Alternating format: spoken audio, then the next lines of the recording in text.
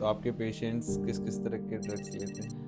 मेरे patient sir सबसे ज़्यादा एमडी, कोकीन, चरस, गांजा, स्नैक बाइट वगैरह ऐसे काफ़ी नशे हैं जो करते हैं। लेकिन सबसे ज़्यादा अभी स्नैक और एमडी वगैरह का चल रहा है। नशे के लिए वो कुछ भी कर सकता है, चोरी, डकैती, मारपीट, गुंडागर्दी। और वो ये नहीं देखेगा कि घर पे कौन है, सामने कौन है। उसको चाहिए तो उसको चाहिए। सिगरेट पीते हैं, वो भी एक तरह से नशा ही है। किसी भी प्रकार का नशा एक नशा ही है। मतलब सिगरेट भी एक छोटा नशा है, ये मान के सिगरेट चलेंगे। से ही तो स्टार्ट हो रहा है।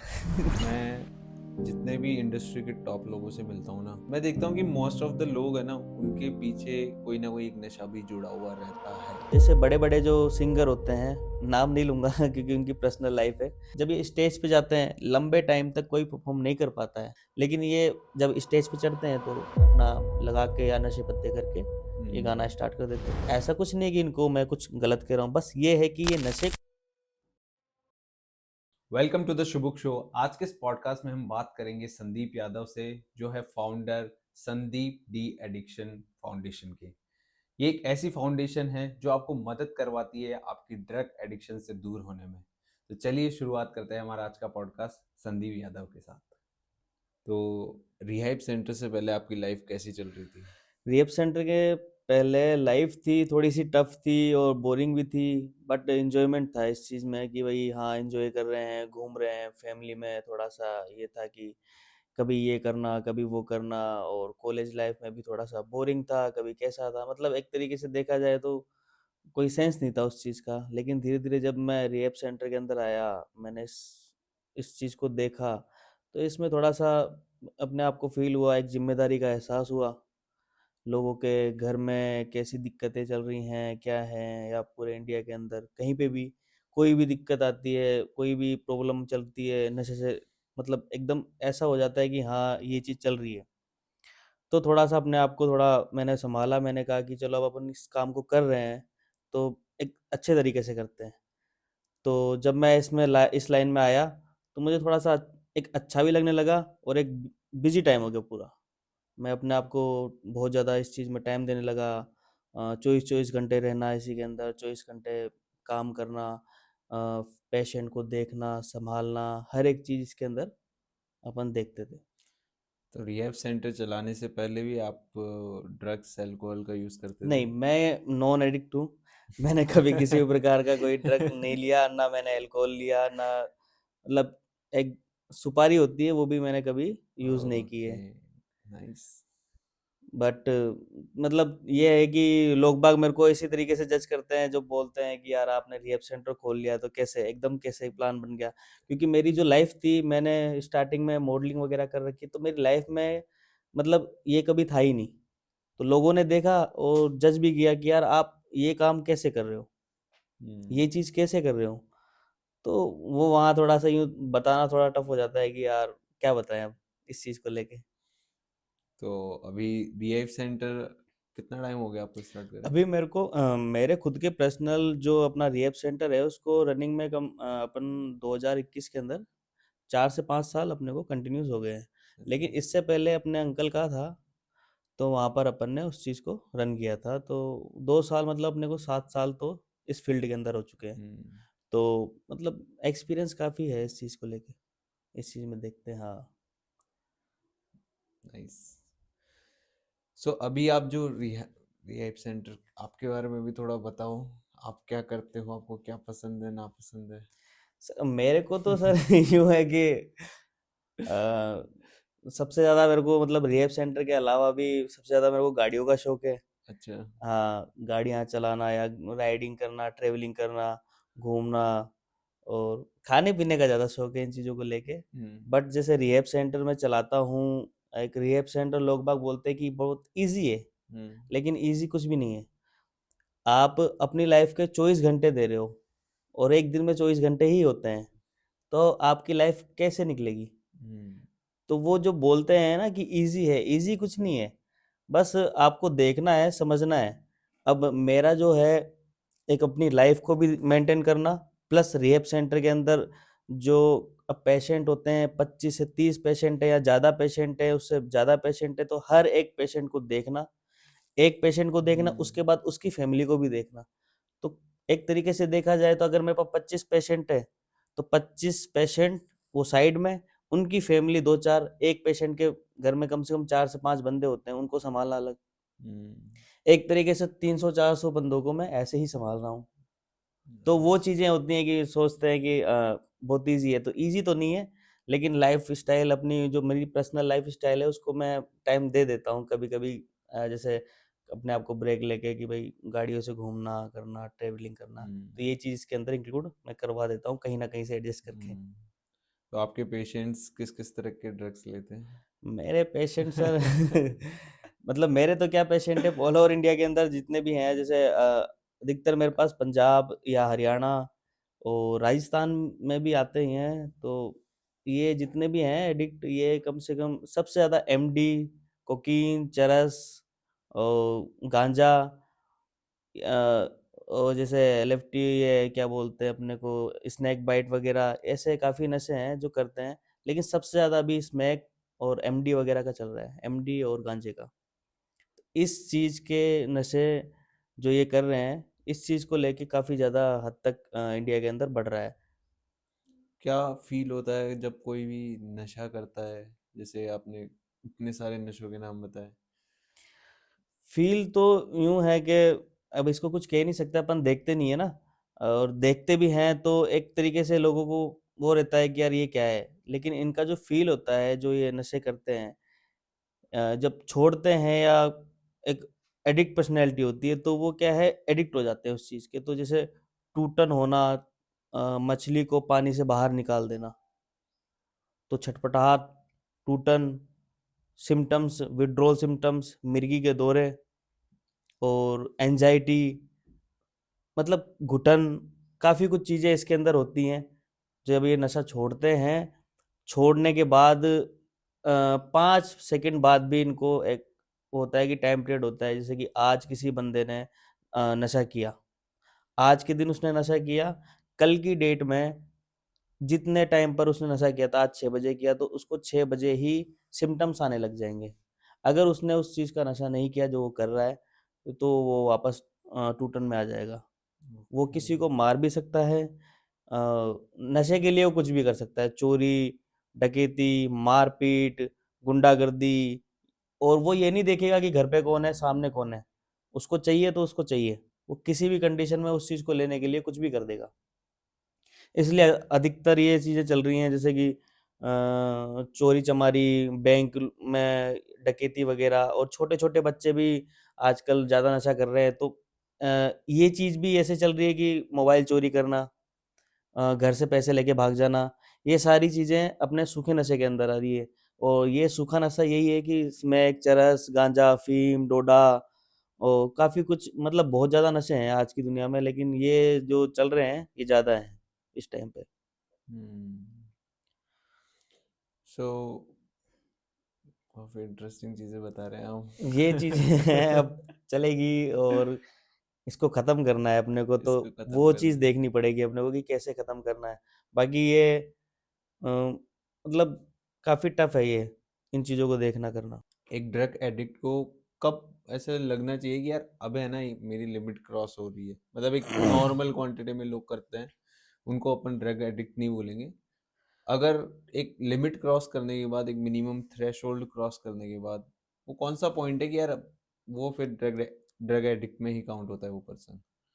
नहीं, आप जैसे कि इसमें यूँ होता है कि ड्रग एडिक्ट जो पर्सनैलिटी होती है, वो लास्ट मोमेंट पे अगर वो छोड़ना चाहता है, हम्म, वो चाहता है कि मैं छोड़ूँ, हम्म, तो उसका रीज़न कुछ नहीं है, उसको रियलाइज़ होगा। एक लास्ट मोमेंट होता है, पॉइंट होता है, उस पॉइंट पे ये होता है कि वो ओवर हो चुका है। ऑल ओवर उसने सारे नशे कर लिए हैं और वो ओवर है। अब वो कुछ भी करे, उसको कोई फ़ील नहीं हो रहा। तो वो उसके खुद के ब्रेन के अंदर ये चीज़ें चलती हैं कि ये मैं कर रहा हूँ, लेकिन मुझे इससे कुछ भी नहीं हो रहा है। और एक होता है कि सेल्फ रेस्पेक्ट। तो सेल्फ रेस्पेक्ट जो होती है, उसके अंदर ये होता है कि आप अपने आप में ही खुद को दोषी मानना स्टार्ट कर देते हो।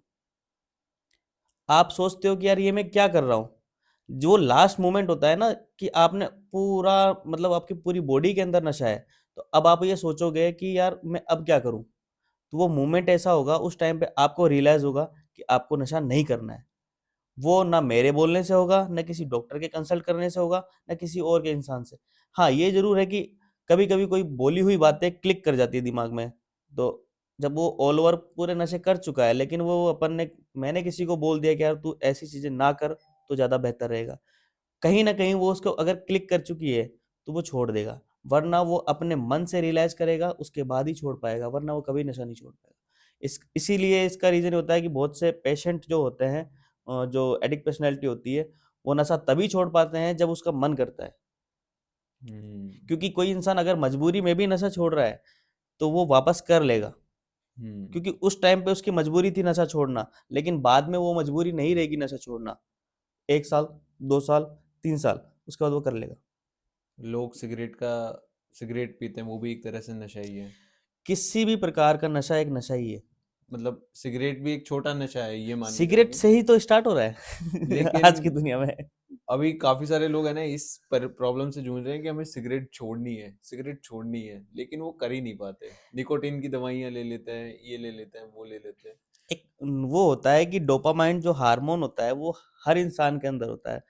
वो एक होता है कि क्रेविंग्स वो हम्म। रिलीज करता है। डोपामाइन जो हार्मोन होता है, साइंस के अकॉर्डिंग देखा जाए तो वो क्रेविंग होती है, उन चीज़ों को रिलीज करता है। हम सुबह से लेके शाम तक क्या एक्टिविटीज कर रहे हैं, हम कर रहे हैं कि अपन ने सुबह सुबह अपन ने पूजा कर रहे हैं। अपन 9 बजे उठ के पूजा करना और नहा धो के सब चीज़ करना, पूजा कर रहे हैं 9 बजे। एक दिन ऐसा होगा हमने पूजा नहीं करी, हमारा पूरा दिन इरिटेट, फ्रस्ट्रेट और बेचैनी, घुटन, कुछ ना कुछ किसी न किसी चीज़ पे चिड़चिड़ापन, हम लड़ाई झगड़े करने लग जाएँगे या किसी के ऊपर एकदम कुछ बोल देना करना। हमें नहीं पता कि हम ये क्यों कर रहे हैं, लेकिन एक चीज़ है कि ये चीज़ हम इसलिए कर रहे हैं कि हमने सुबह पूजा नहीं करी, वो छूट चुकी है। तो डोपामाइन जो हार्मोन होता है वो रिलीज़ होता है, उस उसके रिलीज़ होने का यही होता है कि हम डेली अगर दिनचर्या के अंदर एक काम कर रहे हैं, तो वो हार्मोन्स रिलीज़ कर चुका है उस चीज़ को, तो वो काम करना ही करना है। अगर वो नहीं कर रहे हो, तो आपको वो सारी चीज़ें होंगी। वैसे ही सिगरेट के अंदर है, अगर आप सिगरेट पी रहे हो या जर्दा भी खा रहे हो, किसी भी प्रकार का कोई नशा कर रहे हो और आप उस दिन वो चीज़ नहीं करते हो, तो उस दिन आपको वो क्रेविंग्स होगी। क्रेविंग्स होना एक इरिटेट होता है। इरिटेट हो जाएगा बंदा, इरिटेशन में आएगा, फ्रस्ट्रेट हो जाएगा, लड़ाई-झगड़ा, गाली-गलौज, कुछ ना कुछ वो करता रहेगा। अब आपको क्रेविंग्स कैसे मिटानी है, वो आपके ऊपर डिपेंड करता है। तो इंसान क्या करता है, यार ये चीज़ है, कर लेते हैं। नहीं तो बहुत से तो ऐसे होते हैं कि आपकी जेब में सिगरेट है, लेकिन आपको ये चीज़ पता है, ठीक है? अब आपको ये नहीं पता कि कब पीनी है, कब नहीं पीनी। जब आपको क्रेविंग्स होगी, आप किसी से बात कर रहे हो, चाहे आप मेरे से बात कर रहे हो, मेरे से आप बात करते-करते आपका ध्यान सिर्फ़ मेरे फेस पे है, मेरी आँखों में है, मेरे से बात कर रहे हो, लेकिन आपका हाथ ऑटोमैटिक आपकी जेब में जाएगा, जेब से सिगरेट निकालेगा और लाइटर जला के सिगरेट पीना स्टार्ट कर देगा। आपको नहीं पता कि आप किससे बात कर रहे हो। आपको नहीं पता कि आप किससे बात करके इसके सामने पीनी चाहिए कि नहीं पीनी चाहिए। आपकी बॉडी को पता है, वो हम्म। हार्मोन्स उसी चीज़ के लिए होता है, वो रिलीज़ कर चुका है, तो वो एक्टिविटी करेगा ही सही। तो वो क्रेविंग्स होगी ना, वो आपके हाथ में ऑटोमैटिक आएगी। हाथ में आने के बाद वो आप कुछ भी करो, आपको ये नहीं पता कि सामने कौन है। हम्म। तो ये चीज़ें, ये छोटे-छोटे नशों में होती हैं, लेकिन ये चीज़ें हम कभी-कभी अपने आप को कंट्रोल कर लेते हैं। लेकिन जो बड़ा नशा होता है, वो हमारे ब्रेन को कंट्रोल करता है। हम्म। और जब इंसान ब्रेन को कंट्रोल करना स्टार्ट कर दे, तो जो हमारी सोचने की क्षमता होती है, वो खत्म कर चुका होता है। जो हमारा जो सोचने की क्षमता है, वो खत्म कर चुका है, उसके बाद वो हार्मोन्स जो रिलीज़ हो चुके हैं, हम्म। वो उस टाइम पर कुछ भी करवा सकते हैं आपसे, आपको ये नहीं पता होगा कि सामने कौन है। हम्म। तो ये चीज़ें इसके अंदर होती हैं। तो सिगरेट हो चाहे कुछ भी हो, अगर आपके अंदर क्रेविंग्स उस चीज़ की आ चुकी है, तो आप नहीं छोड़ सकते। उसके लिए आपको कंट्रोल करना पड़ेगा। ये है ना, इसमें मैं भी एक लाइन ऐड करना चाहूँगा। मतलब जैसे आप बता रहे हो ना कि ऑटोमेटिक अपना हाथ जाता है जेब में, सिगरेट निकालता है, सिगरेट पीता है। वैसे ही सेम चीज़ होती है हमारे सॉफ्टवेयर्स के साथ। जो इंस्टाग्राम है ना, तुम मोबाइल ओपन करोगे, ऑटोमेटिक तुम्हारा अंगूठा जाएगा, इंस्टाग्राम ओपन करेगा, रील्स टैब ओपन करेगा और वो स्क्रॉल ये करने हार्मोन्स लगेगा। डेवलप हो चुका है ना आपके बॉडी के अंदर। जो डोपामाइन एक नॉर्मल हार्मोन है, ये हम्म। किसी भी चीज को कंटिन्यूस कर रहे हो ना आप। हम्म। जैसे आपने 7 दिन इंस्टा ओपन किया, ओपन हम्म। किया, ओपन किया, 8वें दिन आप बिना पूछे हम्म। फोन खोला, इंस्टा ओपन कर लोगे। सबके साथ होता है। होता है। और ये भी एक तरह से है ना, मैं बोलूँगा कि एक सॉफ्टवेयर ड्रग है बेसिकली। हाँ, नहीं, ये चीजें सॉफ्टवेयर है और जितनी भी चीजें हैं ये सब नशे के ऊपर ही आ रही हैं। जैसे मेरे पास जरूरी नहीं है कि मेरे पास नशे के ही पेशेंट आ रहे हैं। मेरे पास पेशेंट डिजिटल मार्केटिंग के आते हैं, सट्टे के आते हैं, जुए के आते हैं, पबजी के आते हैं, गेमिंग के आते हैं, मतलब काफी ज्यादा। मेरे पास तो ऐसे पेशेंट भी आते हैं जो फ्रॉड स्कैम करते हैं। प्रेजेंट टाइम पे अभी साइबर क्राइम चल रहा है, अच्छा। इसका ज्यादा चल रहा है। तो अभी आया हुआ एक पेशेंट है, उसकी एज है 18 18 है, 19 है, 18 19 19 सॉरी साल का है। 19 अच्छा। 17 है, 17 है। 17 है। Oh my God. अच्छा, तो क्या सीन है उसका? उसका ये सीन है कि जो अभी एक्स बीट ये कुछ चलते हैं, ऐसे कोई गेमिंग है प्लेटफॉर्म जो चलते हैं, उस पे वो पेमेंट लगाता है। पेमेंट का ऐसा करता है कि अनसक्सेसफुल को सक्सेसफुल बना के, हम्म। और सामने वाले को वेबसाइट होती है उसकी कोई टेलीग्राम, उस पे फॉरवर्ड कर देता है। उसको बोलता है मैंने पेमेंट कर दिया, मेरा पेमेंट नहीं आया है। हम्म। वो पेमेंट आता है, वो चीज़ करता है, तो वो पेमेंट उसके पास 5,000 10,000 जो भी है वो सामने वाला पेमेंट करता है। पेमेंट कर दिया, वो पेमेंट आ गया उसके पास, अब वो उसको निकलवा लेगा और अपना जो भी हम्म। सिगरेट पानी पीना है वो करेगा। बहुत से फ्रॉड ऐसे चल रहे हैं कि गेमिंग प्लेटफॉर्म पे कुछ भी चल रहा है कि आपको ये सामान दिला देंगे, आपको वो सामान दिला देंगे, तो उस पर भी काफ़ी चीज़ें चल रही हैं हम्म। इंस्टा पे कि ये ले लो, वो ले लो, या किसी की आईडी ले लो, किसी का ये ले लो।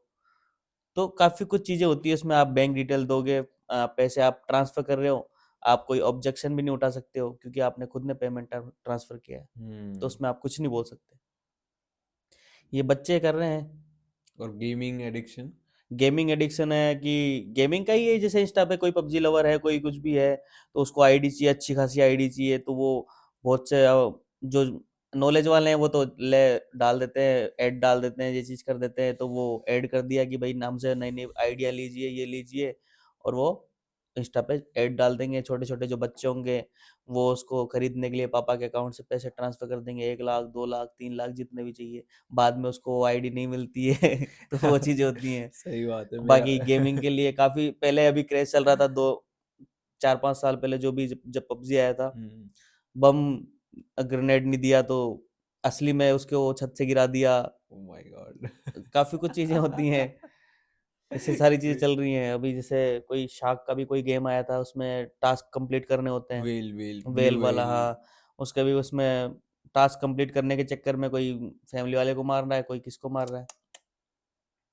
सट्टे का यूं है कि पेमेंट लगा लगा के सट्टे खेल रहे हैं, लेकिन हार रहे हैं क्योंकि वो तो डिजिटल मार्केटिंग है, वो तो हराएगा हम्म। आपको। तो यार ये सभी काम रहता है ना, इन सब में ऐसा कौन सा, मतलब ऐसा दिमाग में कौन सा डोपामिन रिलीज होता है? डोपामिन चलो एक अपने आप में एक वो है, अपने आप में एक हार्मोन है ये। हार्मोन है, और इसके अलावा भी मतलब बहुत सारे हार्मोन्स होते हैं, हाँ है हाँ। ना? तो ऐसा कौन सा पैटर्न है जो इन सभी में कॉमन है? ये पैटर्न तो एक तरीके से ये हार्मोन्स जो है वो कॉमन ही है। ये किसी भी चीज को रिलीज कर सकता है, मतलब रिलीज करने का मतलब ये नहीं है, ये हार्मोन है, नॉर्मल है, ये रुक भी सकता है। हम खाना खा रहे हैं ना, तो हम खाना खा रहे हैं, उसको 1 महीने हो चुके हैं, लेकिन हम 9 बजे ही खाना खा रहे हैं, तो वो डोपामाइन उस हार्मोन को रिलीज कर चुका है उस टाइम पे। हम 9 बजे ही खाना खाएंगे, तो मैं वो एक टाइमिंग सेट है जो नॉर्मल है, हम्म। कॉमन है। आप उस चीज को सही तरीके से यूज करोगे तो वो नॉर्मल ही है, कॉमन है, लेकिन आप हम्म। उस चीज को गलत तरीके से यूज करोगे तो वो आपके लिए हार्ड है। सो बेसिकली हम किसी भी आदत को एक इससे एक अच्छी आदत को भी जोड़ सकते हैं। हाँ, इसमें ये कोई नहीं है कि आप ये सोच रहे हो कि गलत चीज है ये। आप इसमें अपनी अच्छी हैबिटें जो भी है, हम्म। घूमने की, रनिंग करने की, एक्सरसाइज करने की, कुछ भी करने की, वो आप उसमें जोड़ सकते हो। जैसे मान लो 7 बजे रोजाना जिम जाने की जिम आदत जाने बनानी है, की है। तो वो हाँ, अब जैसे जिम का भी है, हम्म। बहुत बड़ा क्रेज है। अभी प्रेजेंट टाइम पे छोटे छोटे बच्चे या बड़े बड़े जो भी हैं वो जिम जाने के लिए कहते हैं। ठीक है, मैं मेरा बताता हूँ, मेरा पर्सनल एक्सपीरियंस है। देखो, कि मैं ये सोचता हूँ कि चलो आज जिम जाऊंगा, हाँ। लेकिन मैं नहीं जा पाता हूँ। हम्म। रीजन कि आलस। ठीक है, तो हम फिर उसके बाद जब मैं जिम जाना स्टार्ट कर देता हूँ, तो मुझे कम से कम 4 से 5 दिन, 5 दिन या फिर मतलब 7 डेज तो मेरे को कंप्लीटली चाहिए कंटिन्यूस जिम के अंदर। 7 डेज के बाद में जो 8वां दिन होगा वो मेरा खुद का होगा। उसमें मुझे किसी का कोई वो नहीं होगा कि मेरे को कोई उठा के जिम भेजे। हम्म। तो जिम का पर्सनली ये चीज होता है कि जिम भी ऐसी चीज है कि अगर आप जिम जा रहे हो तो आप एक दिन गए दूसरे दिन नहीं जाओगे, क्योंकि बॉडी थोड़ी सी आपकी थक जाएगी। लेकिन दूसरे दिन भी जाना पड़ेगा, चौथे दिन भी जाना पड़ेगा और 8वें दिन भी जाना पड़ेगा। और जब 8वें दिन जाओगे तो वो हार्मोन्स रिलीज हो जाएगा आपके बॉडी के अंदर, वो ऑटोमेटिक आपको उठाएगा 9वें दिन, उठा के आपके सामान कलेक्ट करवा के आपको सीधा जिम पहुंचा देगा। ये चीज अच्छे के लिए भी है और बुरे के लिए भी है। अब डिपेंड करता है सामने वाला इसको कैसे यूज कर रहा है। हम्म। तो बेसिकली अब जो आपका रेव सेंटर है हम्म। उसमें सबसे तगड़ा केस क्या है अभी तक? सबसे तगड़ा केस आया है इसके अंदर अपने ये होता है अपना अफीम से रिलेटेड ही होता है नशा। इसका होता है डोडा, डोडा पोस्ट। ओके। तो ये अफीम से रिलेटेड ही होता है। ये सबसे तगड़ा वो होता है कि इसको अगर कोई खाता है ना, हम्म। तो ना तो उसको भूख लगती है ना कुछ, क्योंकि वो जो ओके। डोडा होता है वो पाउडर होता है। वो पाउडर पेट में जाने के बाद पूरा घुल जाता है और वो फूल जाता है। Oh my God. तो वो फूलने के बाद ना ना इंसान को भूख लगती है ना प्यास लगती है। वो एक तरीके से अपने आप को पावरफुल समझता है। ठीक है, हम्म। हाँ। तो वो खाने के बाद इंसान एक्टिव भी हो जाता है, नॉर्मल भी हो जाता है। सबसे ज्यादा ये यूज करते हैं ट्रक ड्राइवर, अच्छा। सबसे ज्यादा जितने भी अपने ट्रक चलाने वाले हैं, हम्म। बेलदारी करने वाले या ट्रक चलाने वाले या होटल लाइन के, ये हम्म। सबसे ज्यादा इस चीज को यूज करते हैं। लेकिन ये सबसे ज्यादा हार्डफुल होता है हमें छुड़ाने के लिए। जब हमारे पास ऐसे केस आते हैं तो हमें बहुत दिक्कत होती है इस चीज को लिए, क्योंकि जब ये छोड़ते हैं तो इनको ठंड भी लगती है, चाहे गर्मी हो चाहे कुछ भी हो, ठंड भी लगेगी, टूटन भी होगी, ओके। सिम्टम्स आएंगे, हम्म। मिर्गी के दौरे भी पड़ सकते हैं। विड्रोल सिम्टम्स जो होते हैं मिर्गी के दौरे, इसमें झाग भी निकलता है और मुंह भी थोड़ा टेढ़ा हो जाता है, काफ़ी कुछ चीज़ें होती हैं। बॉडी अकड़ जाती है, पानी की प्यास लगती है, दस्त लगती है बैक टू बैक, उल्टियाँ होती हैं, खाना नहीं खाया जाता उसे। ये लंबा प्रोसेस होता है, चाहे आप दवाई दो चाहे कुछ भी दो। लेकिन अगर आप दवाई दे रहे हो तो फिर वो दवाई देने के बाद ना, जैसे ही दवाई छोड़ोगे हम्म। वो उसको वापस वो चीज़ होगी। हम्म।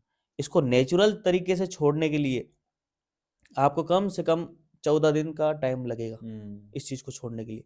उसके बाद ये नॉर्मल होगा, क्योंकि उस टाइम तक वो पूरे शरीर के अंदर निकोटिन फैल जाता है, हम्म। वो निकलने के लिए टाइम। लेकिन है ना, मैंने एक चीज ऑब्जर्व ही की है कि मैं जितने भी इंडस्ट्री के टॉप लोगों से मिलता हूँ ना, हुँ, हुँ। लाइक एथलीट है, कोई हुँ, कोई हुँ। माउंटेन एवरेस्ट पे चढ़ रहा है, या कोई सिंगर है बहुत बड़ा, है ना, तो मैं देखता हूँ कि मोस्ट ऑफ द लोग है ना, उनके पीछे कोई ना कोई एक नशा भी जुड़ा हुआ रहता है।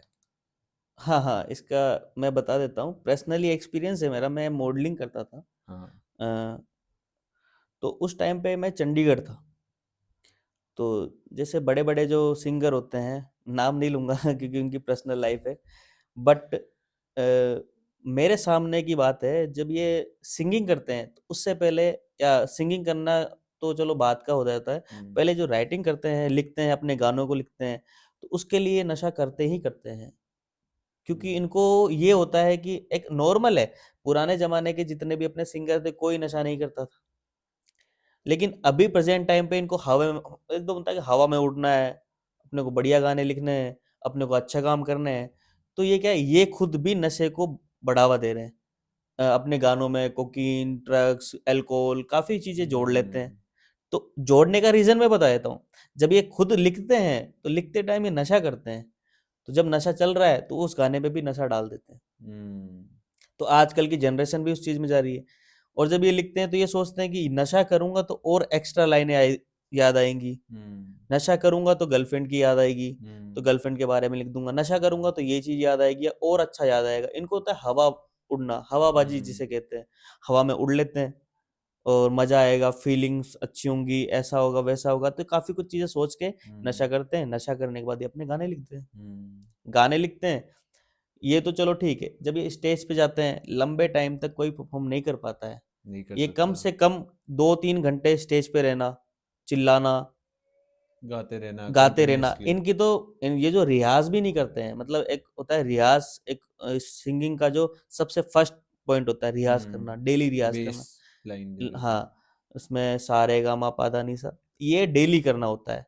ये नहीं कर, इनकी लाइफ स्टाइल आप देखते हो, यूट्यूब पे व्लॉग डालते हैं, करते हैं, तो ये रियाज करते टाइम तो कभी व्लॉग नहीं डालते। हम्म। इसका मॉर्निंग का टाइम होता है 4 से 5 बजे का रियाज करने का, ये कोई नहीं डालते हैं।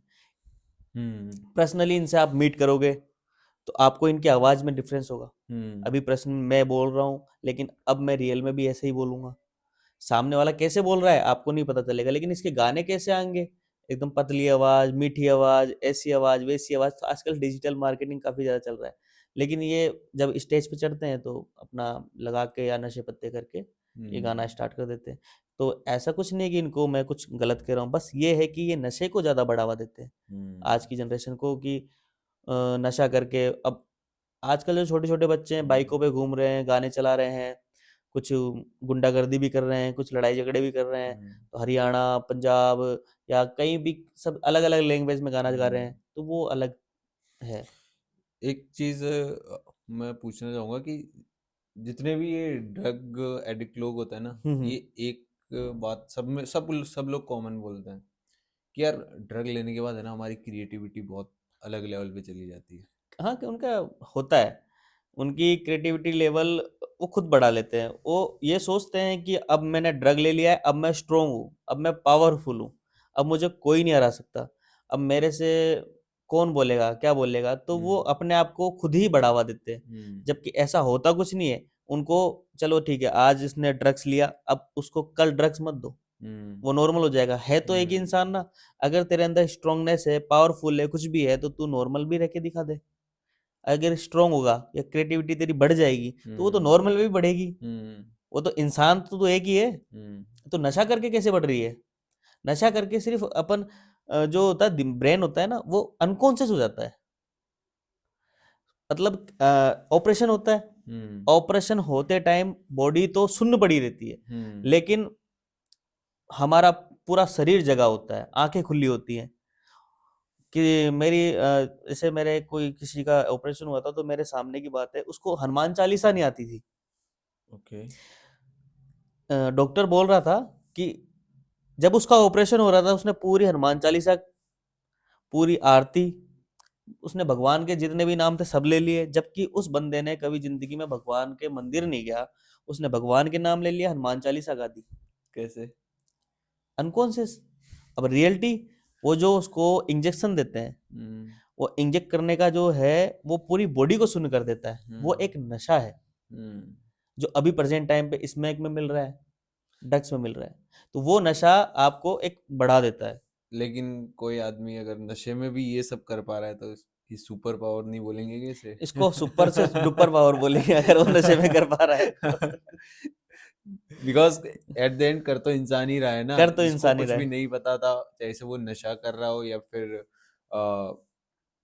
वो कोई भी बाहर का एक क्या बोलेंगे प्रोडक्ट कंज्यूम करके कर रहा हो, लेकिन उसकी वजह से उसके अंदर कुछ ऐसी पावर्स आई कि उसकी वजह से वो कर पा रहा है। पावर तो इंसान के अंदर होती है, हाँ। लेकिन जब वो दिमाग काम नहीं करता तो पावर आती है। हाँ, तो जब मतलब ये भी तो है ना कि एक इंसान के अंदर ये सारी चीजें ऑलरेडी है हैं, फिटेड। इंसान के अंदर ये सारी हाँ। चीजें हैं, मिल जाएंगी आपको, हाँ। लेकिन वो यूज नहीं कर पा रहा है। उसका रीजन ये है कि उसके दिमाग जो है उसके कंट्रोल में है। दिमाग के कंट्रोल के अंदर पूरी बॉडी है, लेकिन आप हम्म। दिमाग को ही सुला दोगे तो बॉडी की फिर अपना काम तो करेगी, फिर तो हम्म। पावरफुल रहेगा ना। हम्म। जब उसके दिमाग जो है वो सो चुका है, हम्म। अनकॉन्शियस है, वो सुन्न पड़ गया उसका दिमाग, बॉडी के जितने भी प्रकार के नशे हैं वो सब करने के बाद।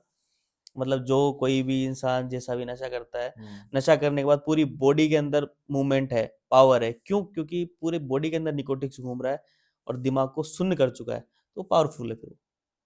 जैसे कि जिम वेट उठाते हैं, लिफ्ट वगैरह करते हम्म। हैं, बहुत बड़े बड़े कोई भी होते हैं जो जिम करते हैं, बॉडी बनाते हैं, तो पहले पाउडर लेते हैं, प्रोटीन लेते हैं, प्रोटीन लेने के बाद बहुत से ऐसे होते हैं तो अपने आप को इंजेक्ट भी करते हैं, नशा भी लेते हैं, तो दिखाते हैं अंदर जाके, ताकत दिखाते हैं, करते हैं। उसी से वो चीज़ आधे घंटे बाद कराओ, नहीं कर नहीं पाएगा। कर पाएगा, वो टूट जाएगा।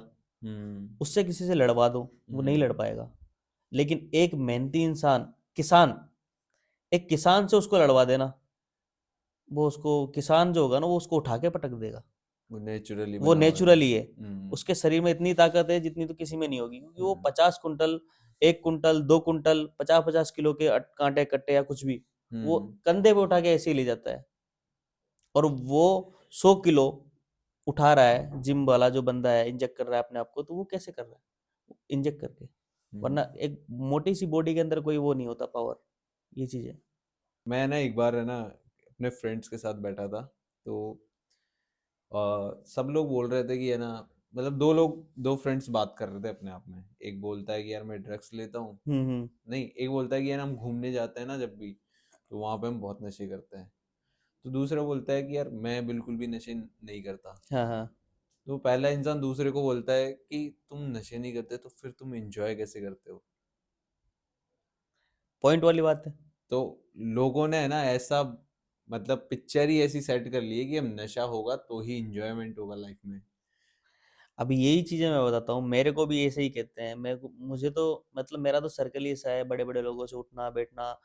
मतलब आजकल तो अल्कोहल तो यूं है कि अल्कोहल के बिना कोई पार्टी नहीं है। बिल्कुल। तो मेरे जितना भी मेरा सर्कल है, मेरे सर्कल में 90% तो ऐसे ही होंगे जो कंज्यूम करते ही हैं, किसी ना किसी चीज़ का नशा करते ही करते हैं। मैं बैठता हूँ, मैं अपने तरीके से बैठता हूँ। हम्म। तो वो जो बोलते हैं ना कि यार तू इंजॉय कैसे करता है, तो वो भी सीख चुके हैं कि ये इंजॉय नहीं करता, हम्म।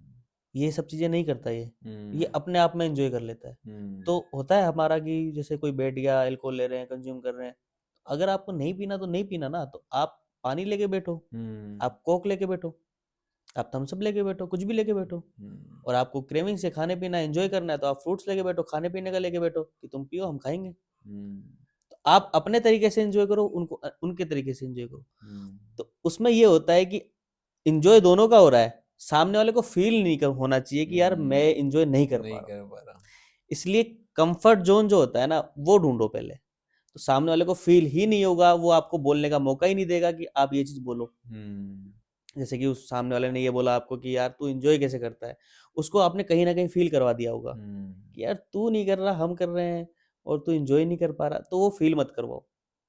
आप खुद में फील कर लोगे, वो सामने वाला बोलेगा यार मैं तो पी पी के थक गया लेकिन एंजॉय नहीं कर पा रहा, ये बिना पिए एंजॉय कैसे कर रहा है। हम्म।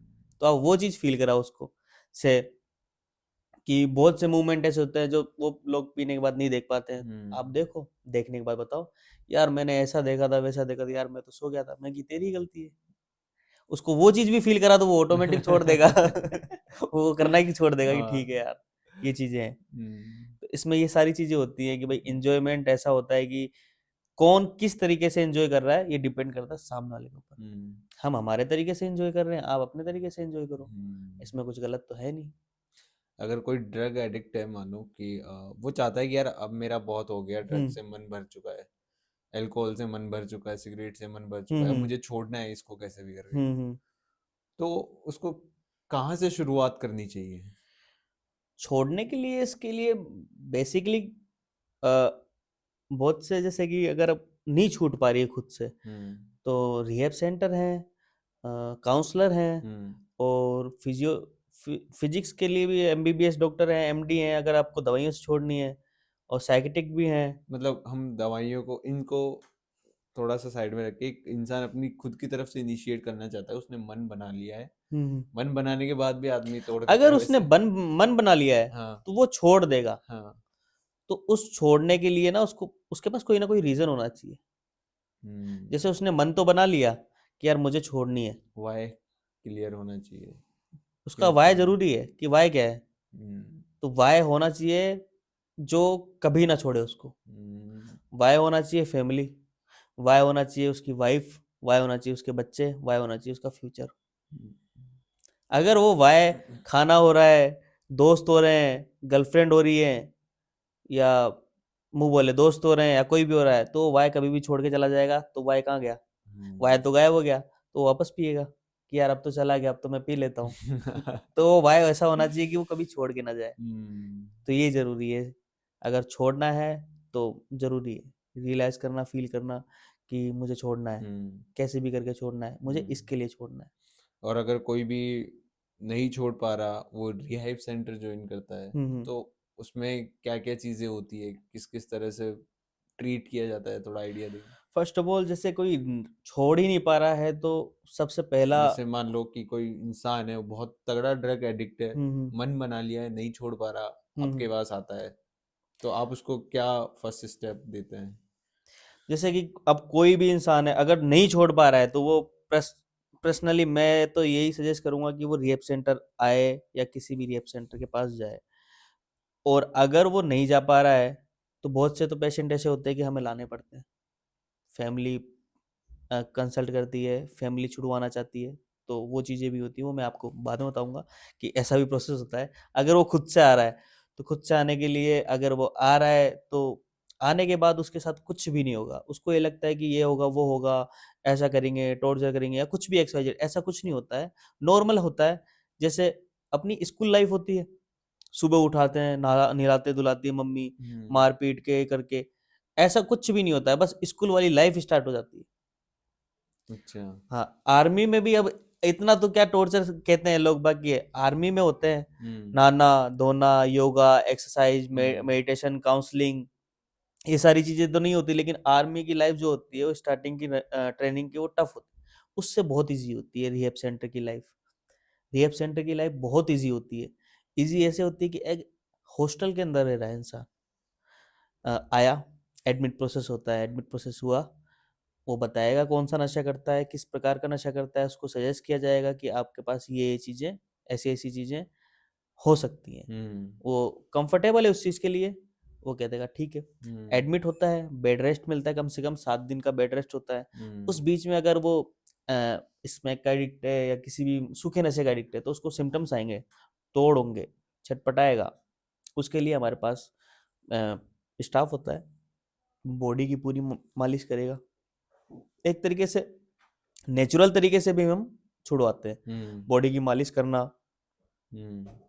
फिर उसके बाद खान पीन में देखते हैं कि हम्म। क्या खाएगा ये। तो स्टार्टिंग में होता है दलिया वगैरह, खिचड़ी दलिया, फ्रूट्स वगैरह, चावल वगैरह, ये सारी चीज़ें लाइटली भोजन देते हैं। और उसके बाद अपन उसके सिम्टम्स देखते हैं, सिम्टम्स कौन कौन से हैं, और मेडिकल चेकअप होता है। सिम्टम्स जैसे ये बदन टूटना, बदन टूट। टूटना या एलर्जी भी होती है, अच्छा। बुखार भी आ जाता है, काफ़ी ज़्यादा बुखार भी आता है, उल्टी भी हो सकती है, दस्त भी हो सकता है और सर्दी भी लग सकती है। सबकी एंजाइटी, बॉडी, डिप्रेशन। हाँ, सबकी बॉडी के अलग-अलग मूवमेंट हो सकते हैं। आपने किया, आपका अलग मूवमेंट होगा, मैंने किया, मेरा अलग मूवमेंट होगा, कोई और कर रहा है, उसका अलग मूवमेंट होगा। सबके जितने भी मूवमेंट हैं, सब अलग-अलग होते हैं।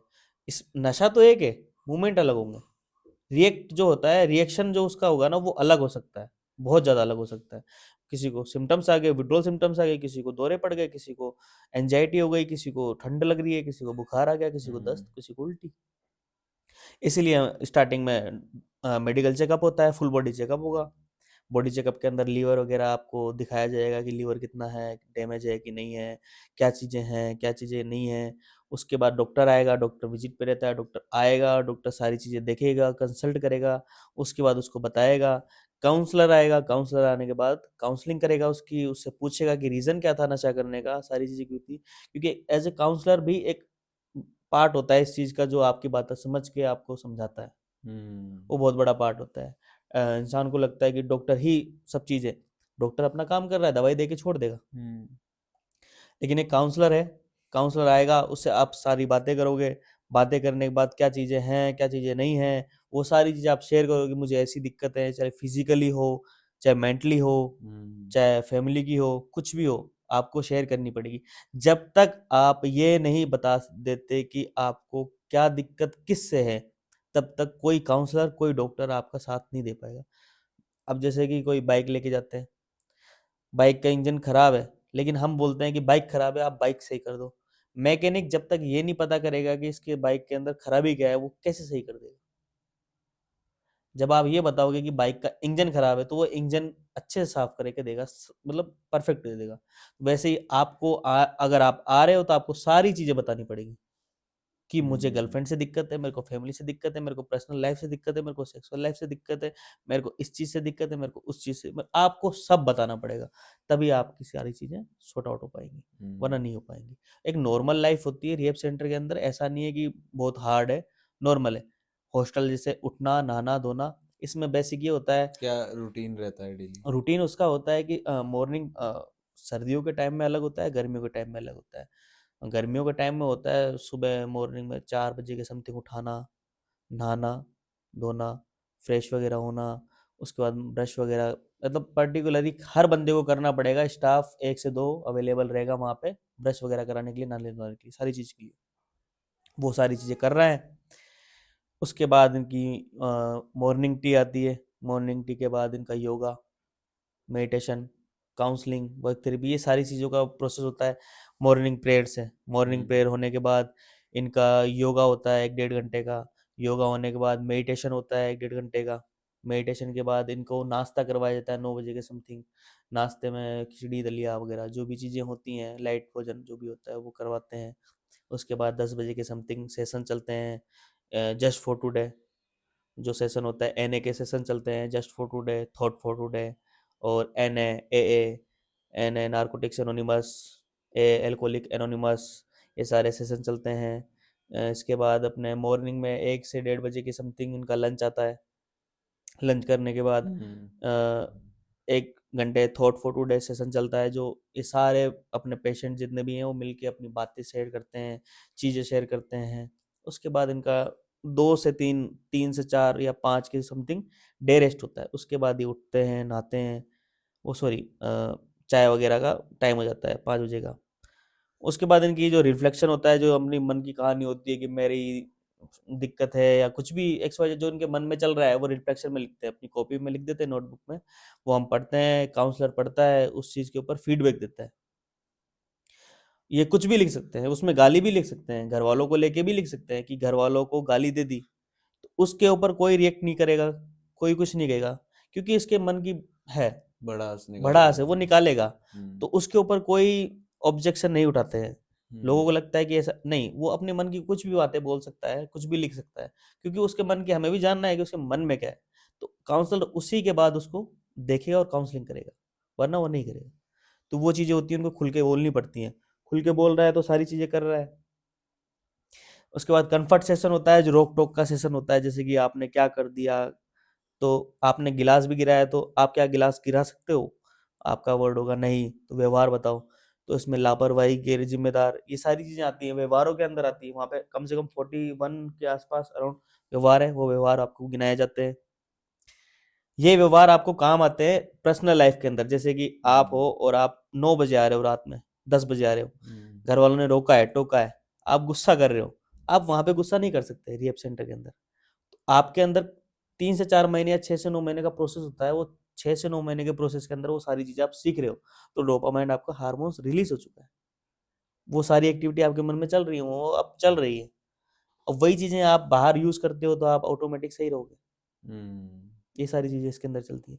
तो ऐसे नॉर्मली अगर रिहैब सेंटर के अंदर कोई भी आ रहा है, तो नॉर्मल लाइफ है, ऐसी कोई लाइफ नहीं है कि वो बढ़ा चढ़ा के बोलने वाली बातें हम्म। बहुत ही अलग होती हैं। तो अभी लोगों ने ना किस किस तरह के मिथ्स बना रखे हैं रिहैब सेंटर को लेके? मतलब कुछ लोग ऐसे सोचते हैं कि रिहैब सेंटर में मारा पीटी होती है, मिसबिहेव किया जाता है, लोगों को बांध कर रखा जाता है। तो इसमें कितना सच है, कितना झूठ है? मतलब ये सारा ही झूठ है, बनाया गया है, और ये बनाने वाले हैं एडिक्ट, नशेड़ी। अच्छा। नॉर्मल लैंग्वेज में नशेड़ी कहते हैं, वो हैं, तो वही बनाते हैं। आप नॉर्मल हो, मैं नॉर्मल हूँ, हमने हम्म। कभी रिहैब सेंटर देखा नहीं, इसका सच हम कैसे जान सकते हैं? सही बात है। ठीक है, लेकिन आप भी एडिक्ट, मैं भी एडिक्ट, अब अपन दोनों रिहैब सेंटर के अंदर जाएं नहीं जाएं, घर वाले डाल दें नहीं डालें, तो ये होगा कि बेसिक एक नॉलेज होती है, ये बहुत चालाक होते हैं, तो ये घर में कहीं पे भी जाके अफवाह फैलाते हैं कि यहाँ पर मारते हैं, पीटते हैं, कुछ भी करते हैं। तो कोई फैमिली मेंबर या कोई भी हो, अपने परिवार में किसी भी सदस्य को वो वहाँ क्यों भेजना चाहेगा जहाँ पे मारते पीटते हैं? हम्म। तो वो उसकी बातों पे भरोसा कर लेते हैं, जबकि एक्चुअल में ऐसा कुछ नहीं होता है, मारना पीटना ऐसा कुछ भी नहीं होता है, बस ये बनाया है, अफवाह है, फैलाते हैं। तो इस चीज़ में यूँ होता है कि मैंने डरा दिया घर वालों को कि मम्मी यार वहाँ पे तो जाके मारते हैं, पीटते हैं, लड़ाई झगड़ा करते हैं और बहुत मारते हैं वहाँ तो मेरी मम्मी अगर मुझसे प्यार करती है तो मुझे क्यों ही भेजेगी? हम्म। तो सबसे बड़ा तो एक तो उनका प्लस पॉइंट ये हो जाता है कि मेरे को ज़िंदगी में कभी रिहैब सेंटर भेजेंगे नहीं। हम्म। और अगर गलती से भेज दिया तो मैं वहां की सारी चीजें बढ़ा चढ़ा के और बताऊंगा। अगर मुझे नशा करना है तो, और अगर मैंने नशा छोड़ दिया तो मैं लाइफ में कभी रिहेब सेंटर की बुराई नहीं करूंगा, क्योंकि मेरी लाइफ वहां से सुधर चुकी है। और मेरी लाइफ वहां से सुधर चुकी है तो मैं वहां की बुराई करूंगा क्यों? अगर वहाँ के जो समझाने वाले गुरु हैं, टीचर हैं, डॉक्टर है, काउंसलर है, मेरी लाइफ के लिए इतनी मेहनत कर रहे हैं, मेरे घर वाले इतनी मेहनत कर रहे हैं, तो मैं वहाँ की बुराई क्यों करूँगा? अगर मैं नशा करूँगा तो मैं वहाँ की बुराई करूँगा। अगर मैंने नशा कर लिया और नशा या फिर नहीं किया तो मैं करना चाहता हूँ, तो मैं बुराई करूँगा। मम्मी वहाँ तो मारते हैं, मम्मी वहाँ तो ऐसे करते हैं, मम्मी वहाँ तो खाना नहीं देते, मेरा सामान नहीं देते, मेरे को ऐसे करते हैं, मेरे को टॉर्चर करते हैं, मेरे को ऐसी सारी चीज़ें करवाते हैं। हम्म। उसका रीज़न मैं नशा करूँगा। घर हम्म। वाले इस चीज़ को समझ नहीं पाते हैं, क्योंकि गाँव के होते हैं, कई हम्म। बाहर के होते हैं, कोई सिटी का होता है तो वो फिर भी समझ जाता है, क्योंकि वो पढ़ा लिखा है, उसको पता है कि हमारा बच्चा कैसा है, हमारी औलाद कैसी है। हम्म। अगर ये नशा करेगा तो ये वापस, तो सिटी वाले जितने भी होते हैं वो कहते हैं कि तू कुछ भी कर, तेरे साथ कुछ भी हो, तू नशे करके जैसे रह रहा था ना उससे तो बेहतर है, तो फिर वो नशा नहीं करेगा। वो डर जाएगा, समझ जाएगा हम्म। कि यार ये तो मेरे एक भी पैतरे आजमाए, मेरे एक भी पैतरे इनके ऊपर काम नहीं आए, शायद मुझे नशा छोड़ना ही पड़ेगा। और अगर वो नहीं भी छोड़ता है तो कभी कभी कम कम करेगा कि घर वालों की नजर में ना आए, क्योंकि उसको पता है अगर मैंने करा तो घर वालों की तरफ एक रास्ता जरूर है जो मेरी वहीं मतलब मुझे वहीं छोड़ देगा। तो घर वालों को मिल जाता है कि घर वालों को, हाँ, रिहेब सेंटर, हमारा बच्चा नशा करता है, हमारे बच्चे ने नशा किया, एक रास्ता है, रिहेब सेंटर भेज दो, जिंदा रहेगा। हम्म। तो वो तो परफेक्ट है, लेकिन जो गांव के हैं, घर के हैं, वो डर जाते हैं, वो एक्चुअल में डर जाते हैं। जैसे कि कोई भी होगा तो वो डर ही जाएगा। सो अभी आपके रिहेब सेंटर में ऐसे कौन कौन से बड़े केसेस हैं जो मतलब लुक्स इम्पॉसिबल सॉल्व करना और आपने किए हैं? इम्पॉसिबल बोले तो अपन, डॉक्टर का कहना होता है, हम्म। लास्ट स्टेज होती है, डॉक्टर ने मना कर दिया, हाँ। इसे तो मानोगे आप इम्पॉसिबल। बिल्कुल। इसके अलावा अगर भगवान बोले तो भगवान की तो अब ऐसा तो है नहीं कि भगवान आके बोल दे कि नहीं अब हम इसको ऊपर लेके जा रहे हैं। हाँ। तो एक तरीके से देखा जाए तो डॉक्टर ही हमारे लिए भगवान है। अगर उसने मना कर दिया तो मना कर दिया। कई केस ऐसे आए हैं जो डॉक्टर ने मना कर दिए। लास्ट केस मैं बताता हूँ। एक पेशेंट था, अपने महात्मा गांधी हॉस्पिटल है अपन, महात्मा गांधी हॉस्पिटल के अंदर वो एडमिट था। घर पे उसके घर वाले उसको बेहोश स्थिति में, अनकॉन्शियस था, अनलिमिटेड दारू पीता था, एल्कोहलिक था, अनलिमिटेड पीता था। और तो एडमिट कराया हॉस्पिटल में, महात्मा गांधी में, वहाँ पे रहता था, करता था, कुछ भी करता था, वहाँ का कोई पता नहीं था क्या कर रहा है। हम्म। तो वो वहाँ पे भी दारू पी लेता था या कुछ भी कर लेता था, एक्स वाई जेड कुछ भी, मतलब एल्कोहल के चक्कर में वो था। हॉस्पिटल में डॉक्टर ने मना कर दिया कि अगर ये ऐसे ही रहा तो ये नहीं बचेगा। हम्म। पी लिया, लीवर वगैरह खराब थे, पी लिया, जॉन्डिस वगैरह था। और पी लिया जॉन्डिस के अंदर ऐसा होता है कि इंसान मर ही जाता है, लास्ट स्टेज पे हम्म। इंसान मर ही जाता है। वो सारी चीज़ें होती हैं। तो काफ़ी ज़्यादा उसकी हद तक उसकी बीमारी थी, मतलब ऐसे थी कि पूरे बॉडी के अंदर मतलब पीला पीला था, ब्लड नहीं था, हीमोग्लोबिन कम था, पीलिया हो रखा था, और लीवर वगैरह भी डैमेज था उसका, और पूरे बॉडी में पानी भर चुका था, उल्टी दस्त, खाना नहीं रुकता था उसका शरीर में। तो एल्कोहल की वजह से था वो। उसकी फैमिली वगैरह ने कंसल्ट किया कि इसको रिहेब सेंटर में एडमिट कराओ। डॉक्टर ने कहा कि रिहेब सेंटर में ही ये बचेगा, वरना ये अल्कोहल लेता रहेगा तो ये ज़्यादा दिन नहीं चल पाएगा। मुश्किल से 1 दिन या 2 दिन या 4 दिन, ज़्यादा ज़्यादा हम्म। खींच के तो 7-8 दिन जिंदा रह जाएगा, नहीं तो नहीं रह पाएगा। मेरे पास उसको लेके आए, उसकी फाइल है मेरे पास, फाइल देखी करी, सारी चीज़ देखी, सब चीज़ें मेरे को पता चली, मैंने देखा। उसके बाद अपन को, मैंने एडमिट किया उसको। एडमिट करने के बाद, अ,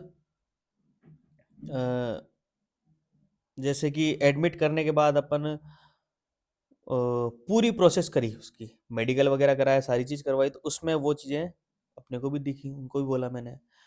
उसके बाद उसको ना कम से कम 3 से 4 महीने के अंदर अंदर हमने उसको रिकवर किया। वो चल भी नहीं पाता था ढंग से, ओ माय गॉड। वो चल भी नहीं पाता था, वो उठ भी नहीं पाता था। हम्म। उसके पेड वगैरह अगर रखे थे, फ्रेश वगैरह होना, टॉयलेट वगैरह होना, सारी चीज़ें बिस्तर पे ही, पेड। वो उठ भी नहीं पाता था ढंग से, वो नहाने का, पानी पीने का, उसके लिए एक केयर टेकर लगाया। ऐसा तो है नहीं कि हमारा हॉस्पिटल है, रिहैब सेंटर है। हम्म। फिर भी हमने सारी चीज़ें उसकी प्रोसेस में करी।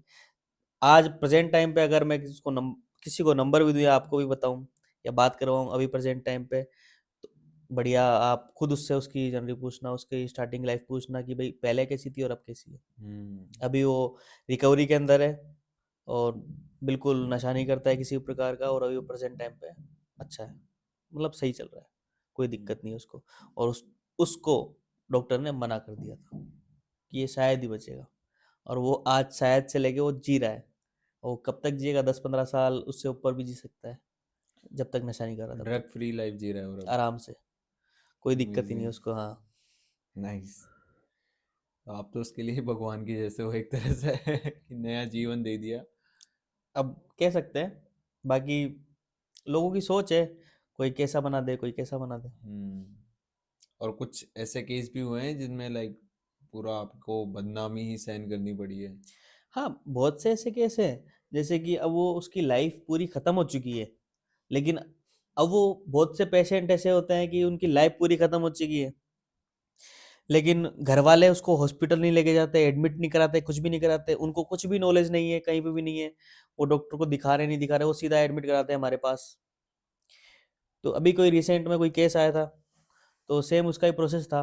उसको काफ़ी कुछ चीज़ें हो रखी थी, वो भी एल्कोहलिक ही था, जॉन्डिस पी लिया, वो लिया, पता नहीं क्या, पूरे बॉडी में सूजन थी उसके। अच्छा। तो एडमिट कराया, उस टाइम पे मैं नहीं था, तो स्टाफ थे। तो एडमिट कराने के बाद वो देखा, हम्म। डॉक्टर ने कंसल्ट किया, बताया उसके बेटे को, हमने बात बात करी, उसने मना कर दिया कि अभी मेडिकल नहीं करवाना है। तो हमने कहा कि एक काम करो, आप ले जाओ, हम्म। नॉर्मल बेसिक है कि आप ले जाओ, ये नहीं बच पाएंगे या कुछ भी होगा एक्स वाई जेड, हमें नहीं पता है ये, क्योंकि आप ये तो हॉस्पिटल में एडमिट कराओ या फिर इसकी फाइल वगैरह दे के जाओ हमें। हम्म। तो उनका कोई प्रोसेस, जिस दिन एडमिट कराया उसके बाद कोई एक दिन तक कोई प्रोसेस नहीं था उनका। हम्म। एक दिन तक कोई प्रोसेस नहीं था, उसके बाद सेकंड डे प्रोसेस आया कि आप मेडिकल वगैरह करा लो। हमने मेडिकल कराया, उसमें हीमोग्लोबिन कम था, पीलिया वगैरह हो रखा था, लीवर वगैरह खत्म था। हम्म। हमने उनको बताया कि आपको डॉक्टर को दिखाना पड़ेगा या देखो आपके हिसाब से। हम्म। तो नेक्स्ट डे ही उसकी तबीयत बहुत ज़्यादा सीरियस हो गई। हम्म। तो वो केस ऐसा था कि उन्होंने हमने उनको भेजा, लेकिन वो एक तरीके से कि बदनाम कर दिया कि आपने ये कर दिया, आपने वो कर दिया, ऐसा कर दिया, ऐसा वैसा कर दिया। मैंने एक ही कोई छोटा मोटा कुछ भी नहीं बोला, मैंने ये बोला कि इतने साल से आपके पास थे, हम्म। आप अल्कोहल छुड़वा देते या रोक देते या हॉस्पिटल में दिखा देते। तो हमने इसीलिए तो आपके पास डाला। तो एक तरीके से ना वो अपनी जिम्मेदारी थोप देते हैं कि हमने डाल दिया तो एहसान कर दिया। नहीं, आपने एहसान नहीं करा, मेरा काम है, मैं कर रहा हूँ, लेकिन हम्म। आप कोई एहसान नहीं कर रहे हो कि हम डाल दिया तो आपकी जिम्मेदारी बनती है, ये नहीं बनती। आपकी भी जिम्मेदारी बनती है, हमारा कुछ नहीं लगता, आपका बहुत कुछ लगता है, हमारा कुछ नहीं लगता तो हम इतना कुछ कर देते हैं। आपके तो पेरेंट्स है, आपकी तो हम्म। फैमिली है, आपको तो बहुत ज्यादा करना चाहिए, आपको तो हमें सपोर्ट करना चाहिए। वो सपोर्ट बहुत सी फैमिली ऐसी होती है जो नहीं करती है। हम्म। तो वो चीज़ें इसके अंदर थोड़ी-सी आती हैं जो लोगों को समझनी चाहिए कि अगर हम हेल्प कर रहे हैं तो आपको भी अपना थोड़ा-सा ध्यान देना पड़ेगा कि आपके खुद के घरवाले हैं, किसी को एडमिट करा रहे हो, तो थोड़ा-सा सही तरीके से देखो कि अगर एडमिट करा रहे हैं तो हेल्प भी करें, ये नहीं कि छोड़ के भाग गए। तो वो मतलब चीज़ें, पूरा ही हैंड ओवर दे के ऐसा हो गया हाँ, कि अब तुम ही बहुत सी फैमिली संभालो। तो ऐसे होती है कि 6-6 महीने, 4-4 महीने तक छोड़ के जाती है और भूल जाती है। हम फ़ोन करते रह जाते हैं, हाँ भाई साहब आ रहे हैं, हाँ आ रहे हैं, कल आ रहे हैं, परसों आ रहे हैं, आज आ रहे हैं। एक पेशेंट था ऐसे ही, तो उसका भी यही था। ऐसे तो रिकवरी उसकी थी पेशेंट की, हम्म। लेकिन अब उसका टाइम पीरियड हो गया, तो कब तक वो रहेगा अंदर, घुटन होती है उसको भी। हमारा तो सबसे मेन वो होता है कि इंसान सुधर के घर जाए, लेकिन सुधर के वहीं रह जाए तो वो गलत है। तो वो उसमें ये होता है कि यार अब ये अपने ऊपर थोड़ा सा बोझ है। हम्म। बोझ का मतलब कि सुधार तो दिया, बोझ इसलिए कि अब वो बिगड़ सकता है। जैसे कि आपको आपको सुधारा, परफेक्ट कर दिया, अब आपको एक ही कमरे में उसी जगह सुधरने के बाद आपका जो माइंड सेट है वो परफेक्ट हो चुका है, काम करने के लायक हो चुका है सब चीज। अब आप बोर होगे, आप इरिटेट होगे, हम्म। फ्रस्ट्रेट होगे, आप घर वालों के ऊपर भड़कोगे। और फिर सबसे फर्स्ट रीजन ही यही होता है नशा करने का, कि जब मैं सुधर चुका हूं उसके बाद भी हम्म। ना मेरे से बात कर रहे, ना मेरे पास आ रहे, मिल रहे, कुछ भी नहीं कर रहे, ऐसा क्यों? तो वो एक होता है, एक मोमेंट ऐसा आता है कि उस टाइम पे बंदा सोचता है कि यार अब क्या करें। तो एक पेशेंट था, उसको 6-7 महीने हो गए। मैंने कहा यार अब लेके ही नहीं जा रहे, उसके आ ही नहीं रहे घर वाले, अब क्या कर सकते हैं। तो बहुत फोर्सफुली बुलाया मैंने कि यार आओ मिल के जाओ। तो उस टाइम पे मिलाया, बात बात सब चीज़ कराई, तो उनको लगा ठीक है। तो वो भी भड़का कि यार आप मिल के तो जाते, बात तो करते। ऐसे कई मूवमेंट ऐसे होते हैं जो घर वाले डाल के छोड़ देते हैं। वो सोचते हैं कि संभाल लेंगे। अरे ऐसा थोड़ी होता है कि अब संभाल ही लेंगे, हम क्या संभालेंगे, आपकी आपके फैमिली मेंबर हो, आप देखो थोड़ा सा कि ये क्या करना है क्या नहीं करना, वो चीजें होती हैं। एक ड्रग एडिक्ट को सबसे ज्यादा क्या चाहिए होता है? प्यार, फ्रेंड्स, या दवाई, थेरेपी? एक ड्रग एडिक्ट को तीनों चारों चीजें बराबर मात्रा में चाहिए। अच्छा। पर्टिकुलर हम सोचते हैं कि एक ही चीज मिले उससे वो परफेक्ट हो जाए, ऐसा बिल्कुल नहीं है। अगर आप रोटी खा रहे हो तो सूखी रोटी तो खाओगे नहीं, सब्जी के साथ, अचार के साथ, या किसी न किसी चीज के साथ खाओगे। तो वैसी ही चीजें होती हैं। एक एडिक्ट पर्सनैलिटी को नशा छुड़वाने के लिए हमें सारी ही चीजों का इस्तेमाल करना पड़ेगा। थेरेपी जरूरी है,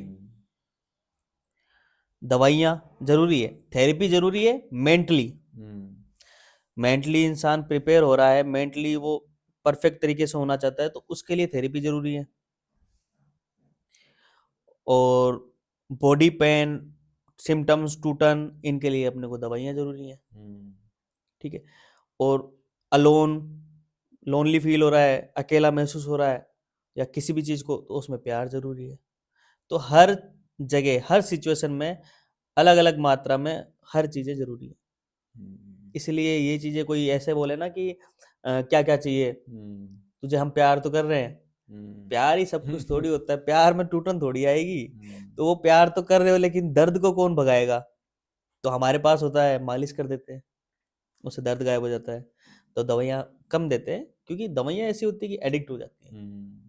और प्यार करते हैं क्योंकि हम उसको वही लाड देते हैं जो घर वाले, फ्रेंड सर्कल देता है। तो हमारे पास एक लाड प्यार करते हैं कि यार तू टेंशन मत कर, हम तेरे साथ खड़े हैं, तेरा नशा हम छुड़ाएंगे, तेरे को बढ़िया बनाएंगे, अच्छा बनाएंगे, तुझे क्या चाहिए, क्या खाने को चाहिए बता। तो वो समझता है कि यार ये अपने हैं, तो वो अपना खुद को एक तरीके से छोड़ देता है, समर्पण कर देता है कि मैंने समर्पण कर दिया है इन लोगों को। और जो इंसान समर्पण कर देता है वो परफेक्टली नशा छोड़ देगा, वरना वो कभी नहीं छोड़ पाएगा। एक वो होता है, एक थेरेपी, थेरेपी हम देते ही हैं बॉडी मालिश के थ्रू। तो वो सारी चीजें हम इंक्लूड करके उस रिहेब सेंटर के अंदर मिल जाएगी कहीं ना कहीं से। तो ये चीजें घर वाले भी करें तो रिहेब सेंटर की जरूरत भी ना पड़े, सबसे बेस्ट तो यही रहेगा। लेकिन घर पे करता कौन है? कोई नहीं करता आज की दुनिया में, कौन करता है। घर वाले चाहते हैं पैसे कमा रहे, पैसा चाहिए ना, ले। आज की जनरेशन अगर नशा कर रही है तो रीजन, बच्चा स्कूल गया, स्कूल से आया, प्रोग्रेस रिपोर्ट देखी करी, पापा मेरे नंबर इतना है, हाँ हाँ ठीक है, मम्मी मेरा नंबर आ रहा है, मैं खाना बना रही हूँ।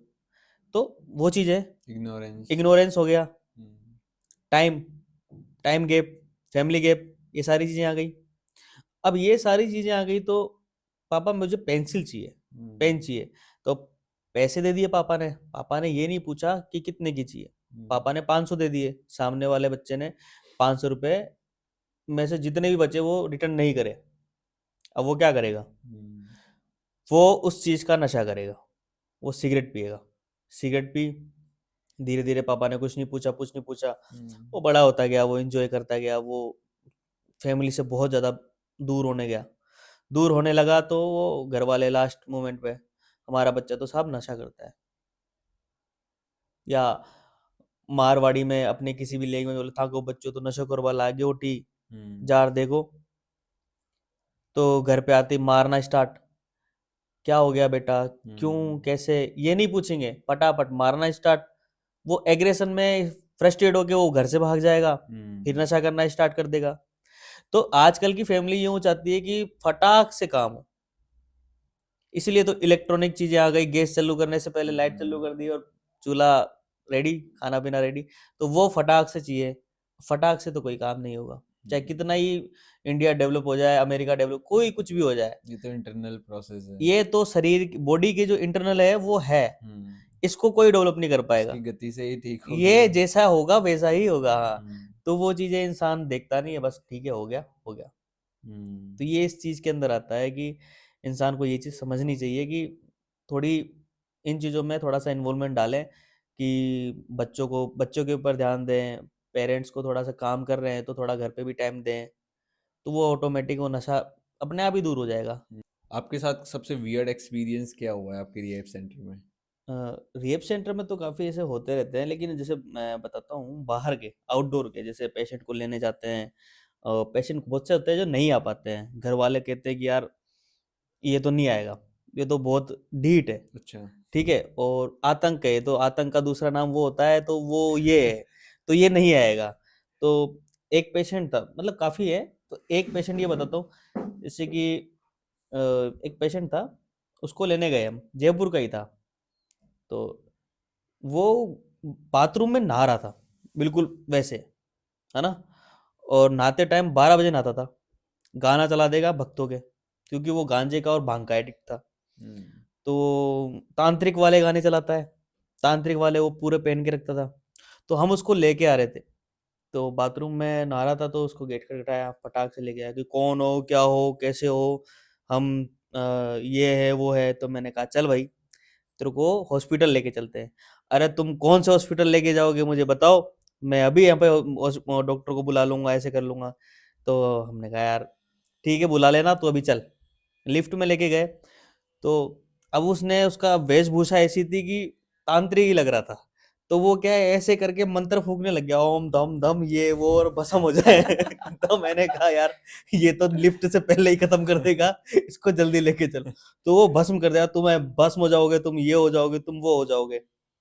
तो उसकी लाइफ ऐसी थी कि मतलब एक तरीके से जो स्टाफ गया था ना, तो वो डर गया। तो बहुत से ऐसे होते थे कि यार काले काले तांत्रिक है, ये थोड़ा ऐसा करेंगे वैसा करेंगे, तो क्या पता एक्चुअल में हो जाए। वो डर गया।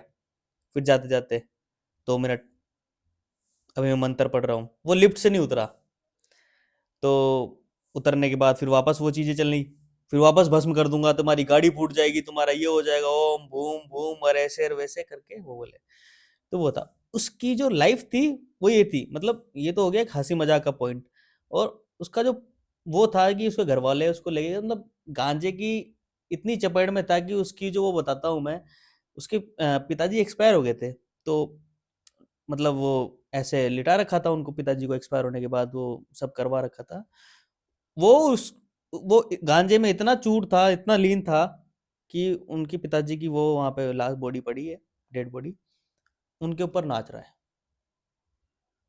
वो पेशेंट, हम्म। उन्हीं के ऊपर नाच रहा था वो। Oh my God. ऐसी सिचुएशन थी उसकी। अब वो रिहेब सेंटर में आने के बाद वो ऐसा होता था, उसको सूरज दिख जाए, ओम धोम धोम धोम, ऐसे नहीं वैसे, पता नहीं क्या क्या मंत्र फूकेगा, और उसके बाद ठीक है स्वाहा, बस ऐसी ऐसी चीजें करता है। एक पेशेंट को लेने गए, ताऊ था वो, ताऊ उसको बोलते हैं प्यार से, नाम कुछ और है लेकिन ताऊ ताऊ बोलते हैं।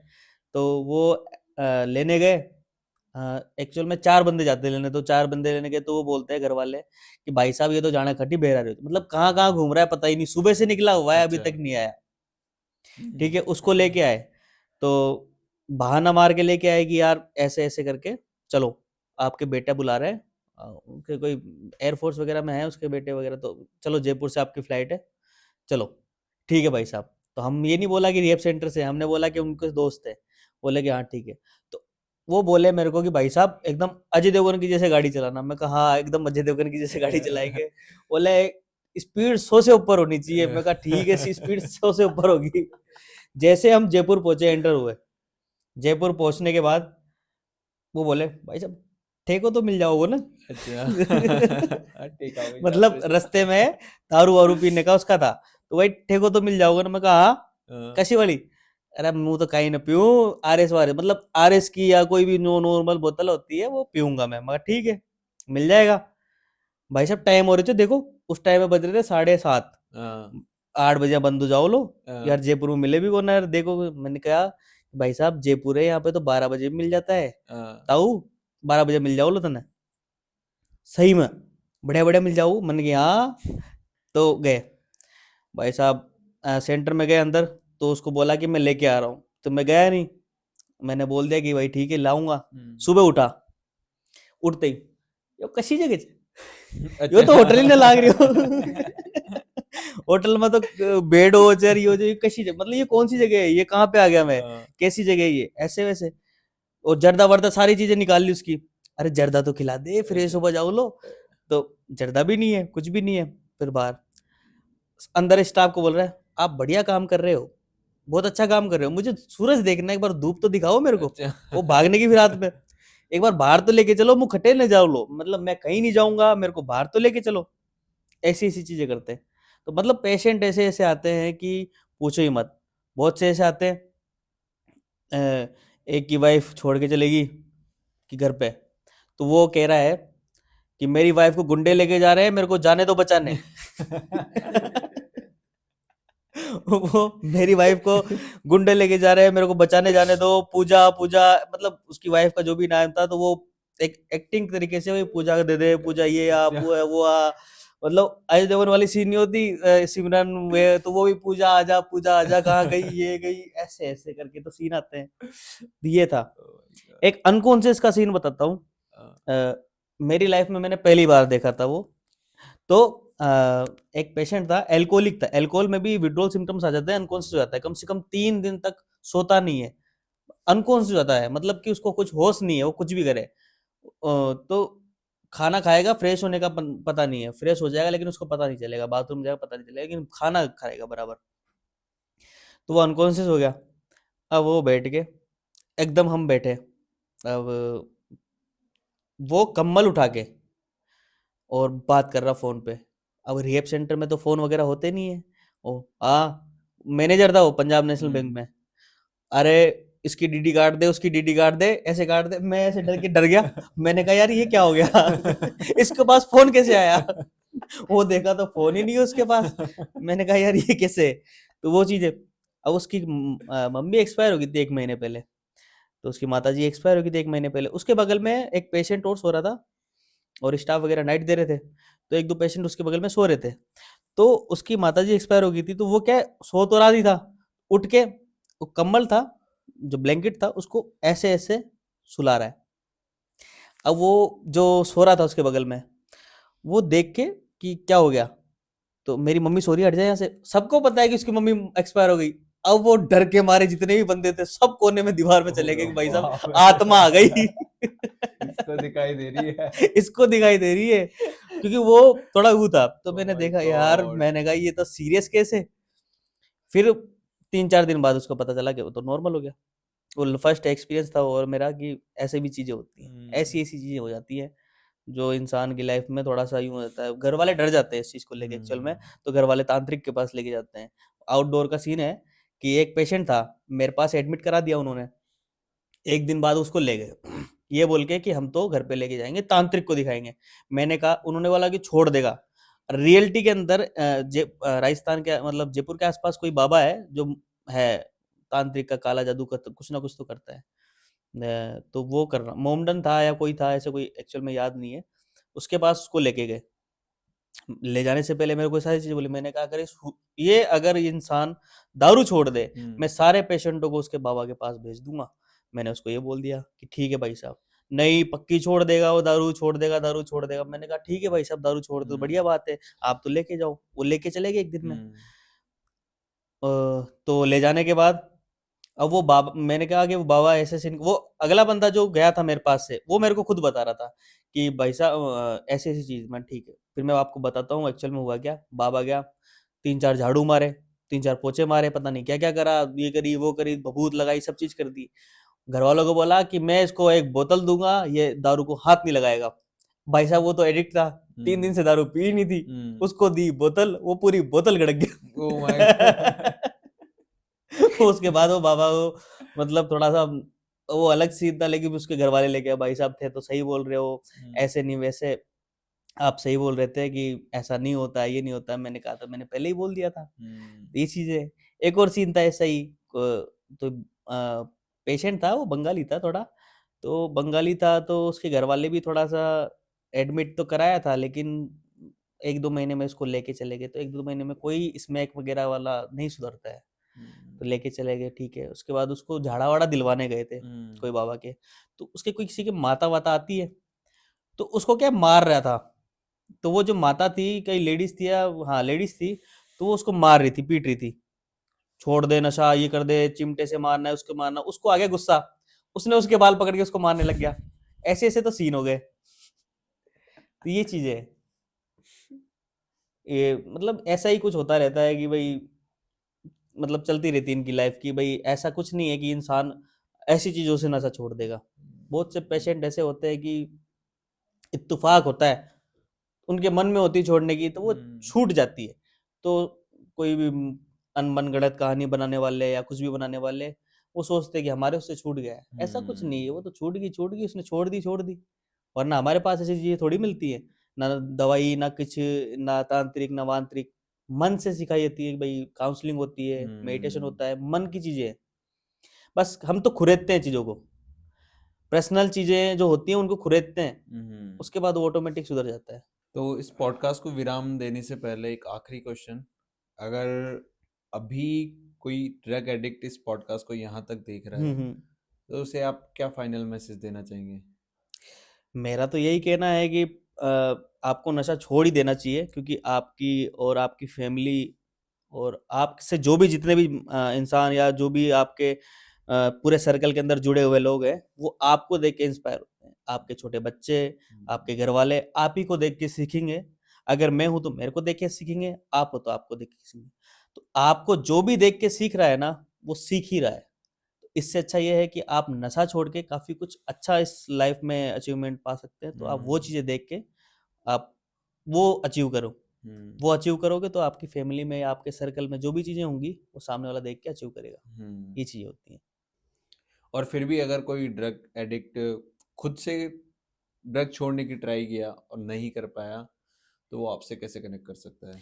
अगर किसी को पर्सनली या किसी के घर वालों को किसी भी रिलेटेड कोई भी हो, उसको अगर नशा छोड़ना है या छुड़वाना है, तो जैसे मुझसे कांटेक्ट करना है पर्सनली, तो जयपुर में अपनी लोकेशन है, इंदिरा गांधी नगर सेक्टर 4 जगतपुरा जयपुर। और कभी भी आप जैसे 24 घंटे अपने सेवा है इसकी, 24 घंटे में आप कभी भी फ़ोन कर सकते हैं। कभी भी इमरजेंसी पड़ती है तो पिकअप फैसिलिटी भी है। अगर कोई ज़्यादा ही परेशान कर रहा है तो अपन पिकअप करवा सकते हैं। अपने रिहैब सेंटर का नाम है Sandeep de addiction foundation, Indira Gandhi Nagar sector 4 Jagatpura Jaipur. अगर आप डायरेक्टली संदीप यादव से कनेक्ट करना चाहते हैं तो आपके इनके सोशल मीडिया के लिंक्स डिस्क्रिप्शन में मिल जाएगी। आप डायरेक्टली वहां जाकर इनसे अपने सवाल पूछ सकते हैं और अपना ड्रग मुक्त जीवन जी सकते हैं। इस पॉडकास्ट को यहाँ तक देखने के लिए आपका बहुत बहुत धन्यवाद। अगर आपको वीडियो अच्छा लगा तो लाइक करें और इस पॉडकास्ट में जो भी रिलेटेबल क्वेश्चन आपको लग रहे हैं वो आप कमेंट करके जरूर से पूछ सकते हैं। Thank you so much for watching this video.